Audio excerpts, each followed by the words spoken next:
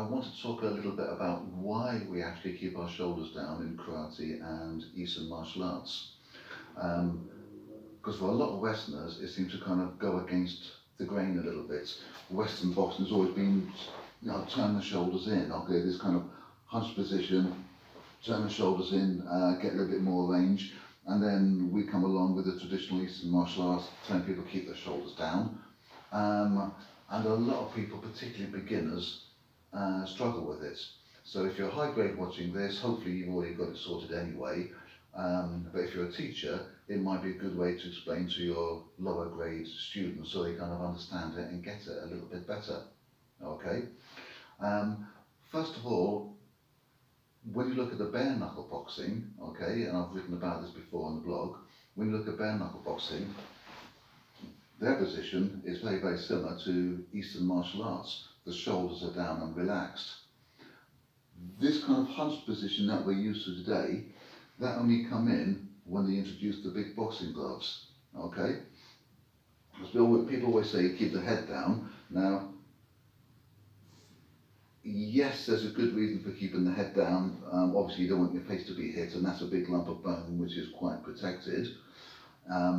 But in a boxing match, yes, it's a good position to be in because somebody's hitting you with a big sponge on their fist, okay, and you can take it. However, from a street perspective, if someone puts their head down, I would say use your palm heel or your hammer fist. The old kind of Eastern adage: soft parts to hard parts to soft parts. Okay, and when somebody puts their head down, they're actually putting their head closer towards you, so making it easier for you to hit with a palm heel.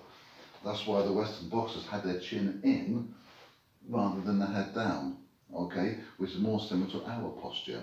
Okay, now again, going back into a bit more technical about the actual technique, it's easier to demonstrate with some of the blocking techniques which come across the body. So if I start with the outside block, for example, as I come back to my stack up position, okay, if I keep the shoulder down, I'm stretching across the chest, okay, so I've got my pectoral muscles engaged, I've got my lateral muscles engaged, and when I've got all that engaged, then hopefully I'll get a nice powerful technique. If I hunch, as a lot of beginners do, now I've detached from the pectoral muscles, I've detached from the lateral muscle, or stretched them so they're no longer effective, I should say. So those muscles are no longer effective, and you're using the trapezius muscle. In itself, nothing wrong with that, apart from the trapezius muscle is a lot smaller than your pecs and your lats. Okay, so you really want to be down there engaging all this big muscle around here rather than the much smaller muscle groups up there. And that's what happens when you hunch. Okay, bring it down, bigger muscle groups. And you can feel it, especially, as we say, with Uchuki inside block, when we do have this compressing feeling. Okay, you can feel it compressing across the chest, you can feel it stretching across the rhomboids at the back. And so they're the muscles that's being engaged. And the same with Shuto. Okay, you're engaged in all these big muscle groups in the top of the torso. As soon as you start up there, like I say, you're only engaged in small trapezius muscles, so you're not generating nearly as much power because you've got much smaller muscle groups involved.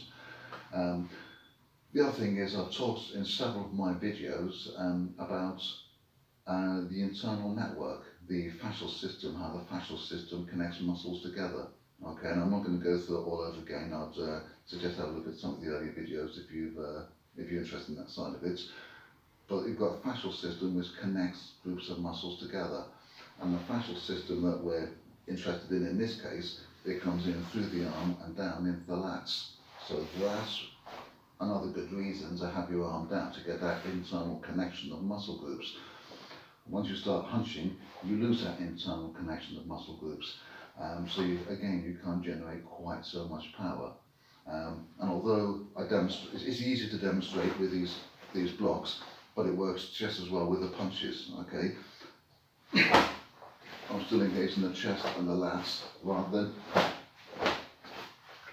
It's the same thing. Okay, so all your techniques, try and keep, if you think of it like a Lego block, two Lego pieces, when you put one Lego block onto another, you press the Lego block down, okay? And if you think of like the shoulders, that being the top Lego block, and you're putting that Lego block down into, connecting to the other Lego block in your chest. I've been told by one of the ladies in my class, when we talk about lats, the lateral muscles, women can't relate to that very well because the women's lats are not quite as developed as a man's lats. That's why a muscular man has a V-shaped chest. Well, some men.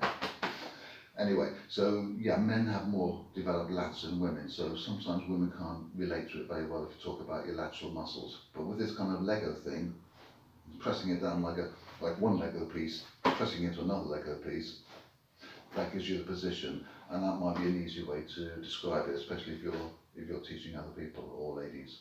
Okay?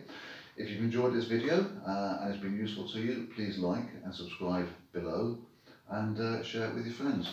Thank you very much.